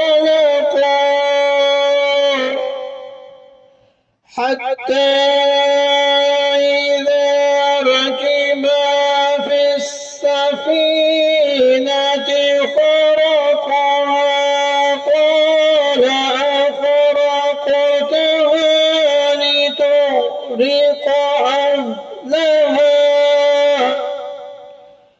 لقد جئت شيئا إمرا قال ألم أقل إنك لن تستطيع معي صبرا। हज़रत खज़र अलैहिस्सलाम ने कहा, अच्छा अगर आप मेरे साथ चलती हैं तो जब तक मैं खुद ही आपसे किसी बात का तज़किरा शुरू न करूं आप मुझसे किसी भी चीज के बारे में सवाल न करें। चुनाचे हज़रत खज़र अलैहिस्सलाम और हज़रत मूसा अलैहिस्सलाम रवाना हुए। यहाँ तक कि जब दोनों एक कश्ती में सवार हुए तो हज़रत खज़र अलैहिस्सलाम ने कश्ती में सुराख कर दिया। मूसा अलैहिस्सलाम बोले, अरे क्या आपने इसमें सुराख कर दिया ताकि सारे कश्ती वालों को डुबो डालें? ये तो आपने बड़ा खौफनाक काम किया। हज़रत खज़र अलैहिस्सलाम ने कहा, क्या मैंने नहीं कहा था कि आप मेरे साथ रहकर सब्र नहीं कर सकेंगे? قال لا تؤاخذني بما نسيت ولا ترهقني من أمري عسرا فانطلقا حتى إذا لقيا غلاما فقتله قال قتلت نفسا زكية بغير نفس لقد جئت شيئا نكرا قال ألم أقل لك إنك لن تستطيع معي صبرا قال إن سألتك عن شيء بعدها فلا تصاحبني قد بلغت من لدني عذرا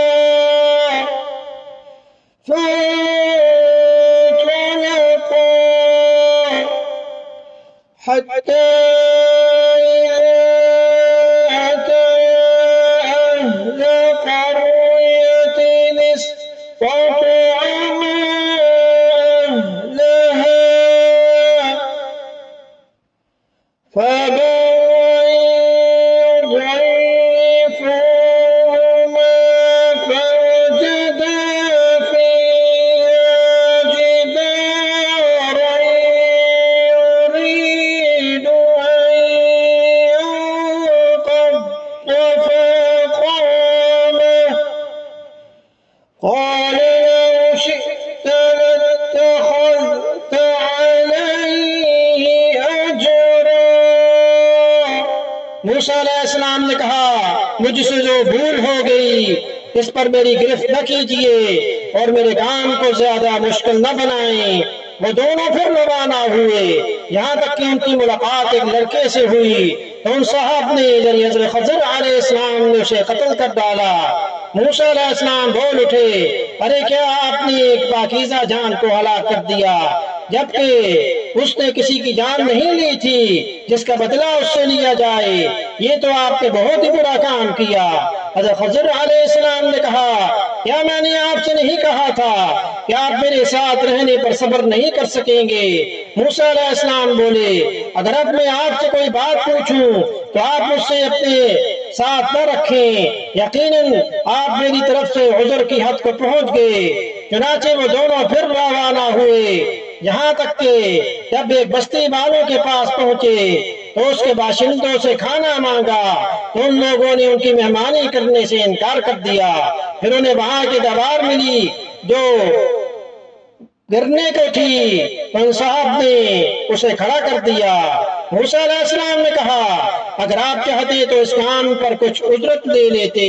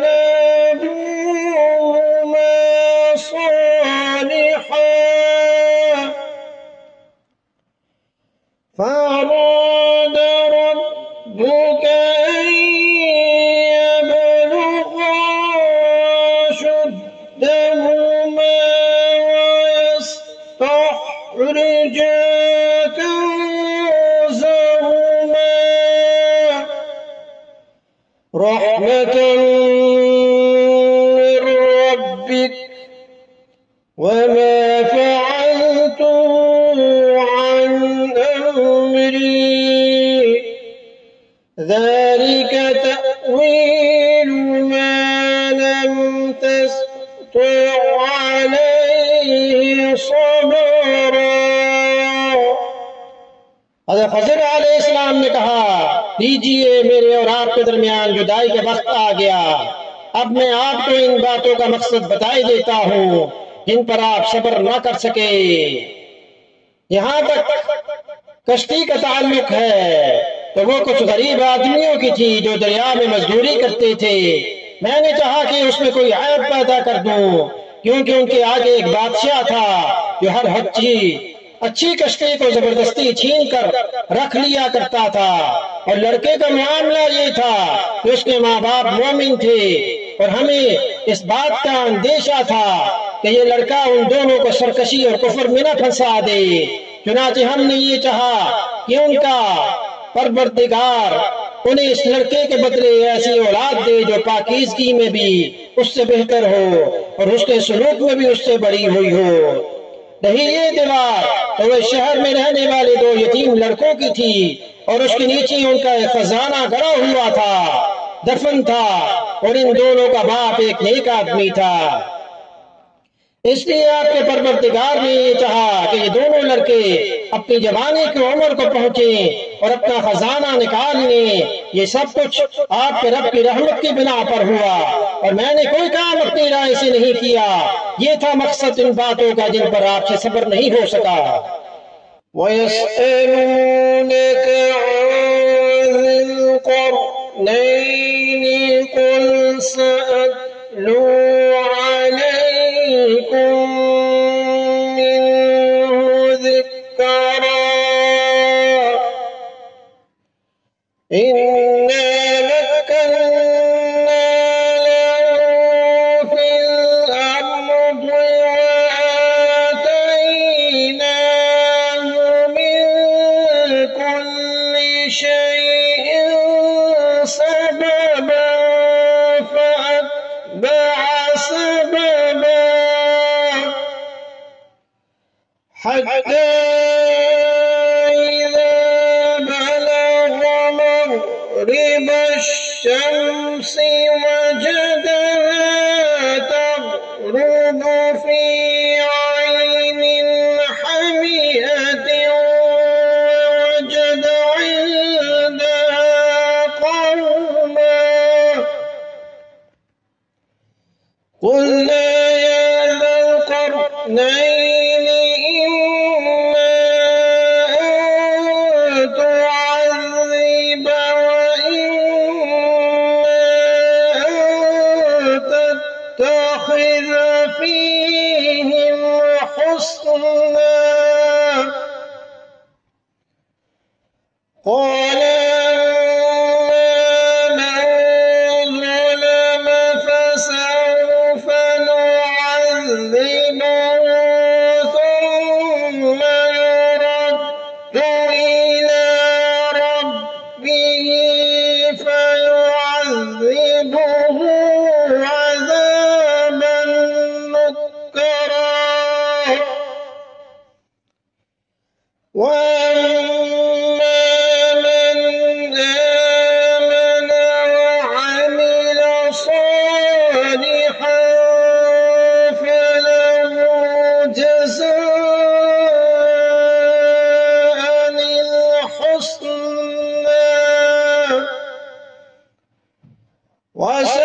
وَسَنَقُولُ لَهُ مِنْ أَمْرِنَا يُسْرًا ثُمَّ أَتْبَعَ سَبَبًا۔ اور یہ لوگ تم سے ذوالقرنین کے بارے میں پوچھتے ہیں، کہہ دو کہ میں ان کا کچھ حال تمہیں پڑھ کر سناتا ہوں۔ واقعہ یہ ہے کہ ہم نے ان کو زمین میں اقتدار بخشا تھا اور انہیں ہر کام کے وسائل عطا کیے تھے، جس کے نتیجے میں وہ ایک راستے کے پیچھے چل پڑے، یہاں تک کہ جب وہ سورج کے ڈوبنے کی جگہ پہنچے تو انہیں دکھائی دیا کہ وہ ایک دلدل جیسے سیاہ چشمے میں ڈوب رہا ہے، اور وہاں انہیں ایک قوم ملی۔ ہم نے ان سے کہا کہ اے ذوالقرنین، تمہارے پاس دو راستے ہیں، یا تو ان لوگوں کو سزا دو یا پھر ان کے معاملے میں اچھا رویہ اختیار کرو۔ ذوالقرنین نے کہا کہ ان میں سے جو کوئی ظلم کا راستہ اختیار کرے گا اسے تو ہم سزا دیں گے، اور پھر اسے اپنے رب کے پاس پہنچا دیا جائے گا اور وہ اسے سخت عذاب دے گا۔ البتہ جو کوئی ایمان لائے گا اور نیک عمل کرے گا تو وہ بدلے کے طور پر اچھے انجام کا مستحق ہوگا، اور ہم بھی اس کو اپنا حکم دیتے وقت آسانی کی بات کہیں گے۔ اس کے بعد وہ ایک اور راستے کے پیچھے چل پڑے۔ تو حضور اکرم صلی اللہ علیہ وسلم سے 3 سوالات کیے گئے تھے، جیسا کہ تفسیر میں لکھا ہوا ہے۔ ایک سوال یہ تھا کہ اس شخص کا حال بتائیں جس نے مشرق سے مغرب تک پوری دنیا کا سفر کیا تھا۔ یہاں سے اس سوال کا جواب دیا جا رہا ہے۔ قرآن کریم نے بتایا کہ اس شخص کا نام ذوالقرنین تھا، جس کے معنی ہے 2 سینگوں والا۔ یہ کسی نامعلوم وجہ سے ایک بادشاہ کا لقب تھا۔ قرآن کریم نے اس بادشاہ کی تفصیلات نہیں بتائیں کہ وہ کون تھا اور کس زمانے میں تھا۔ البتہ ہمارے زمانے کے بیشتر محققین کا رجحان یہ ہے تو ایران کا بادشاہ سائرس تھا، جس نے بنی اسرائیل کو بابل کی جلا وطنی سے نجات دلا کر انہیں دوبارہ فلسطین میں آباد کیا تھا۔ قرآن کریم نے اتنا بتایا کہ انہوں نے 3 لمبے سفر کیے۔ پہلا دنیا کی انتہائی مغربی آبادی تک دوسرا انتہائی مشرقی آبادی تک، اور تیسرا انتہائی شمالی علاقے تک، جہاں انہوں نے یاجوج ماجوج کے وحشیانہ حملوں سے لوگوں کو بچانے کے لیے ایک دیوار تعمیر کی تھی۔ یہ ان کے پہلے سفر کا ذکر ہے، اور مطلب یہ کہ اس مطلب میں دنیا کی جو آخری آبادی تھی ذوالقرنین وہاں تک پہنچے۔ وہ ایسی جگہ تھی کہ اس کے بعد کوئی آبادی نہیں تھی، حد نظر تک سمندر پھیلا ہوا تھا، اور سمندر کی شکل بھی ایک سیاہ رنگ کی دلدل جیسی تھی، اور شام کے وقت جب سورج غروب ہوتا تو دیکھنے والوں کو ایسا لگتا کہ جیسے وہ ایک دلدل نما چشمے میں ڈوب رہا ہے۔ تو ذوالقرنین کو اللہ پاک نے یہ اختیار دیا کہ اگر آپ چاہیں تو دوسرے فاتحوں کی طرح آپ بھی ان لوگوں کا قتل عام کر کے تکلیف میں مبتلا کر سکتے ہیں، اور اگر چاہو تو ان کے ساتھ اچھا رویہ اختیار کرو۔ دوسری صورت کو اچھا رویہ قرار دے کر اللہ نے اشارہ فرمایا کہ یہ صورت بہتر ہے۔ ذوالقرنین کے بارے میں یہ بات یقینی نہیں کہ وہ پیغمبر تھے یا نہیں۔ اگر وہ پیغمبر تھے تو اللہ نے یہ بات ان سے براہ راست وحی کے ذریعے فرمائی ہوگی، اور اگر وہ پیغمبر نہیں تھے تو ان کو زمانے کے کسی پیغمبر کے ذریعے یہ بات پہنچائی ہوگی، اور یہ بھی ممکن ہے کہ وحی کی بجائے الہام کے ذریعے ان کے دل میں یہ بات ڈالی گئی ہو۔ ذوالقرنین کے جواب کا حاصل یہ ہے کہ میں انہیں راہ راست پر آنے کی دعوت دوں گا۔ جو لوگ اس دعوت کو قبول نہ کر کے ظلم کا ارتکاب کریں گے انہیں میں سزا دوں گا، اور جو لوگ دعوت قبول کر کے ایمان اور عمل صالح اختیار کریں گے ان کے ساتھ آسانی کا معاملہ کروں گا۔ حتی اذا بلغ مطلع الشمس وجدها تطلع على قوم لم نجعل لهم من دونها سترا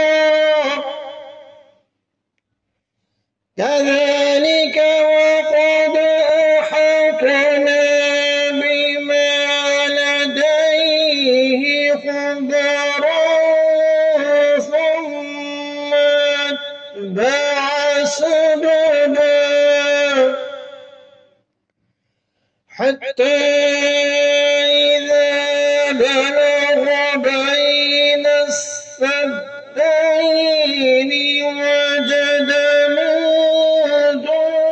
دونهما قوما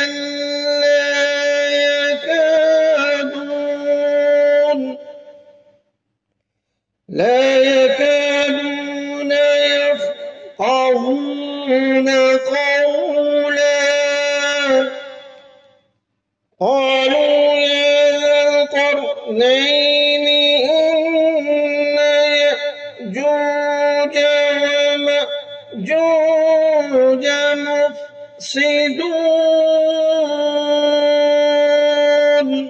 مفسدون في الأرض فهل نجعل لك خرجا على أن تجعل بيننا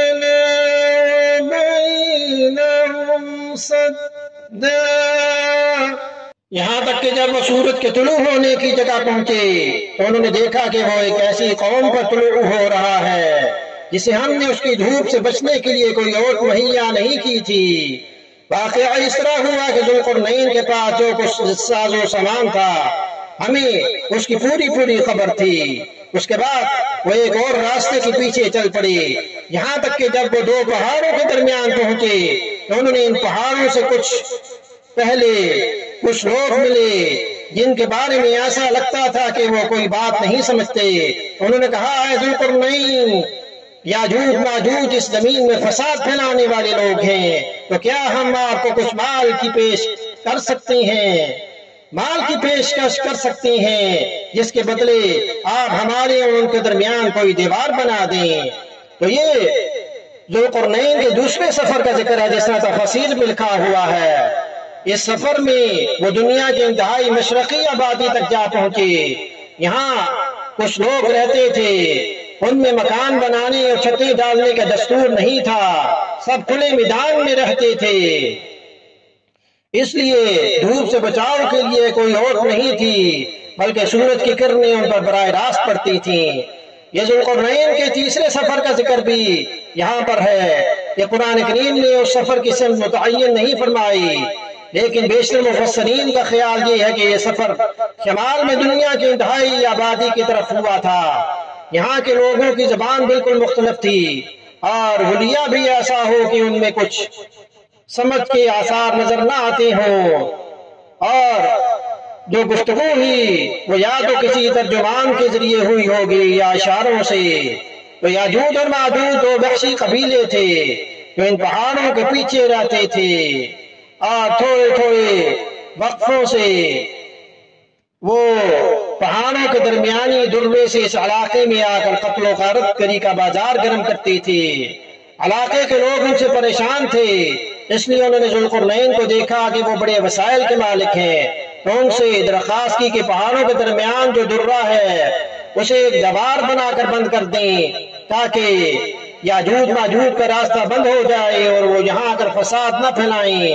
اس کام کے لیے انہوں نے کچھ مال کی پیشکش کی، لیکن حضرت ذوالقرنین نے کوئی معاوضہ لینے سے انکار کر دیا، البتہ یہ کہا کہ تم اپنی افرادی طاقت سے میری مدد کرو تو یہ دیوار بلا معاوضہ بنا دوں گا۔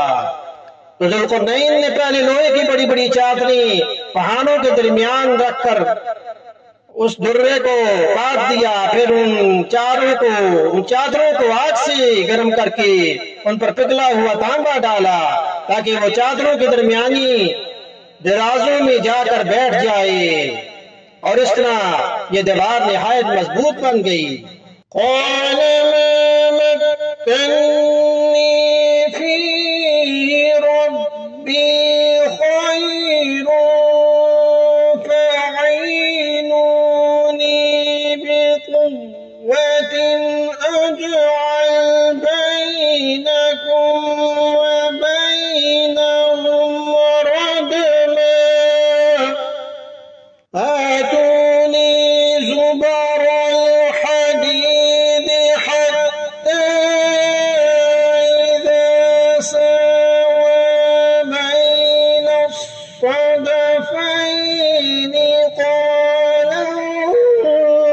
انفخوا حتى إذا جعله نارا قال آتوني أفرغ عليه قطرا فما استطاعوا أن يظهروه وما استطاعوا له نقبا۔ ذوالقرنین نے کہا کہ اللہ نے مجھے جو اقتدار عطا فرمایا ہے وہی میرے لیے بہتر ہے، لہذا تم لوگ ہاتھ پاؤں کی طاقت سے میری مدد کرو تو میں تمہارے اور ان کے درمیان ایک مضبوط دیوار بنا دوں گا۔ مجھے لوہے کی چادریں لا دو۔ یہاں تک کہ جب انہوں نے درمیانی خلا کو کاٹ کر دونوں پہاڑی سروں کو ایک دوسرے سے ملا دیا تو کہا کہ اب آگ دہکاؤ۔ یہاں تک کہ جب اس دیوار کو لال انگارہ کر دیا تو کہا کہ پگھلا ہوا تانبا لاؤ، اب میں اس پر ڈھیلوں۔ چنانچہ وہ دیوار ایسی بنائی گئی کہ یاجوج ماجوج نہ اس پر چڑھنے کی طاقت رکھتے تھے اور نہ اس میں کوئی سوراخ بنا سکتے تھے۔ قال هذا رحمة من ربي فإذا جاء وعد ربي جعله دكا وكان وعد ربي حقا۔ ذوالقرنین نے کہا کہ یہ میرے رب کی رحمت ہے کہ اس نے ایسی دیوار بنانے کی توفیق دی، پھر میرے رب نے جس وقت کا وعدہ کیا ہے جب وہ وقت آئے گا تو وہ اس دیوار کو ڈھا کر زمین کے برابر کر دے گا، اور میرے رب کا وعدہ بالکل سچا ہے۔ تفسیر میں لکھا ہے ذوالقرنین نے اتنا بڑا کارنامہ انجام دینے کے بعد دو حقیقتوں کو واضح کر دیا کہ ایک یہ کہ یہ سارا کارنامہ میرے قوت بازو کا کرشمہ نہیں بلکہ اللہ کی رحمت سے مجھے اس کی توفیق ہوئی ہے، اور دوسرے یہ کہ اگرچہ اس وقت یہ دیوار بہت مستحکم بن گئی لیکن اللہ تعالیٰ کے لیے اسے توڑنا کچھ بھی مشکل نہیں۔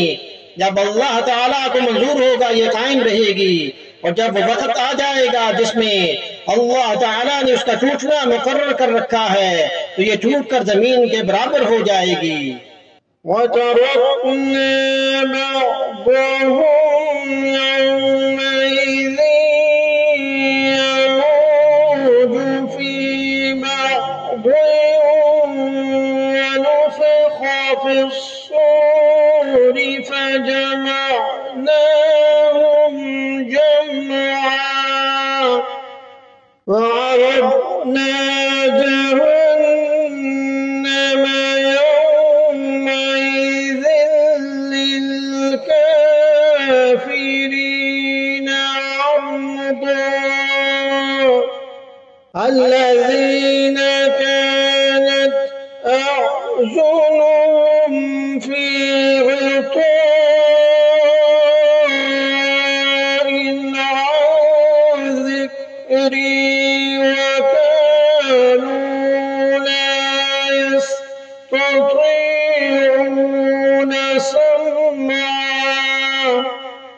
أَفَحَسِبَ الَّذِينَ كَفَرُوا أَن يَتَّخِذُوا عِبَادِي مِن دُونِي أَوْلِيَاءَ إِنَّا أَعْتَدْنَا جَهَنَّمَ لِلْكَافِرِينَ نُزُلًا قُلْ هَلْ نُنَبِّئُكُم بِالْأَخْسَرِينَ أَعْمَالًا الَّذِينَ ضَلَّ سَعْيُهُمْ فِي الْحَيَاةِ الدُّنْيَا وَهُمْ يَحْسَبُونَ أَنَّهُمْ يُحْسِنُونَ صُنْعًا۔ اور اس دن ہم ان کی یہ حالت کر دیں گے کہ وہ موجوں کی طرح ایک دوسرے سے ٹکرا رہے ہوں گے، اور سور پھونکا جائے گا تو ہم سب کو ایک ساتھ جمع کر لیں گے، اور اس دن ہم دوزخ کو ان کافروں کے سامنے کھلی آنکھوں نہیں آئیں گے جن کی آنکھوں پر دنیا میں میری نصیحت کی طرف سے پردہ پڑا ہوا تھا، جو سننے کی صلاحیت نہیں رکھتے تھے، اور جن لوگوں نے کفر اپنا لیا ہے کیا وہ پھر بھی یہ سمجھتے ہیں کہ مجھے چھوڑ کر میرے ہی بندوں کو اپنا رکھوالا بنا لیں گے؟ یقین رکھو کہ ہم نے ایسے کافروں کی مہمانی کے لیے دوزخ تیار کر رکھی ہے۔ کہہ دو کہ کیا ہم تمہیں بتائیں کہ کون لوگ ہیں جو اپنے اعمال میں سب سے زیادہ ناکام ہیں؟ یہ وہ لوگ ہیں کہ دنیاوی زندگی میں ان کی ساری دوڑ دھوپ سیدھے راستے سے بھٹکی رہی اور وہ سمجھتے رہے کہ وہ بہت اچھا کام کر رہے ہیں۔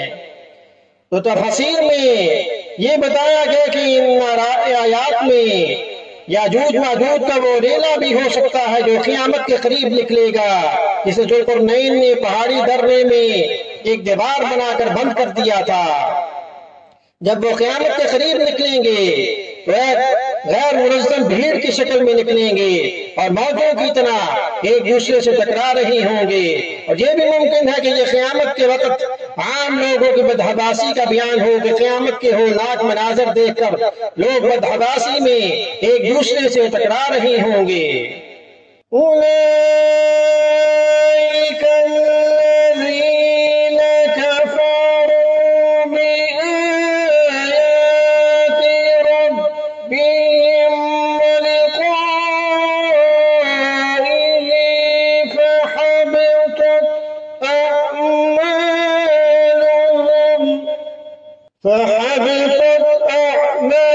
أعمالهم فلا نقيم لهم يوم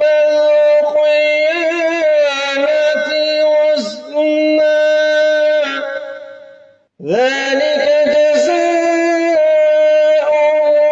جهنم بما كفروا واتخذوا آياتي ورسلي هزوا إن الذين آمنوا وعملوا الصالحات كانت لهم جنات الفردوس نزلا خالدين فيها لا يبغون عنها حولا قل لو كان البحر مدادا لكلمات ربي لنفد البحر قبل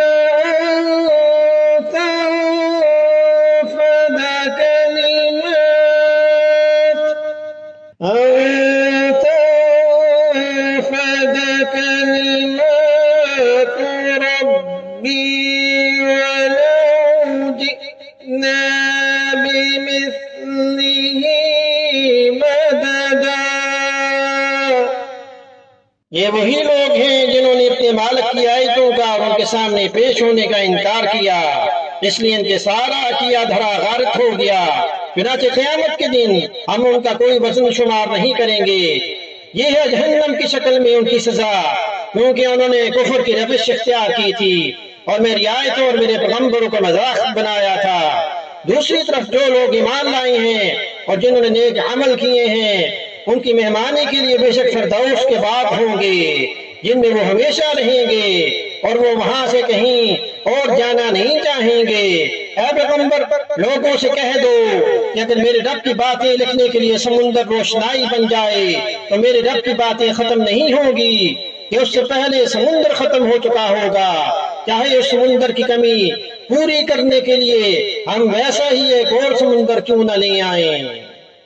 قل انما انا بشر مثلكم يوحى الي انما الهكم اله واحد فمن كان يرجو لقاء ربه فليعمل عملا صالحا ولا يشرك بعبادة ربه أحدا۔ کہہ دو کہ میں تو تمہارے جیسا ایک انسان ہوں، البتہ مجھ پر یہ وحی آتی ہے کہ تم سب کا خدا بس ایک خدا ہے، لہذا جس کسی کو اپنے مالک سے جا ملنے کی امید ہو اسے چاہیے کہ وہ نیک عمل کرے اور اپنے مالک کی عبادت میں کسی اور کو شریک نہ ٹھہرائے۔ تو سورۃ الکہف الحمدللہ ہم نے آج مکمل کی۔ سورۃ الکہف کے بارے میں حدیث میں آیا کہ جو جمعے کے دن سورۃ الکہف پڑھے اس کے لیے دونوں جمعوں یعنی اگلے جمعے تک کے درمیان ایک نور روشن کر دیا جائے گا۔ اور ایک اور حدیث میں آیا کہ جو شخص سورہ کہف کی ابتدائی 10 آیات یاد کر لے گا وہ دجال کے فتنے سے بچا لیا جائے گا۔ صحیح مسلم حدیث نمبر 809 میں اس کو روایت کیا گیا۔ آمنت باللہ صدق اللہ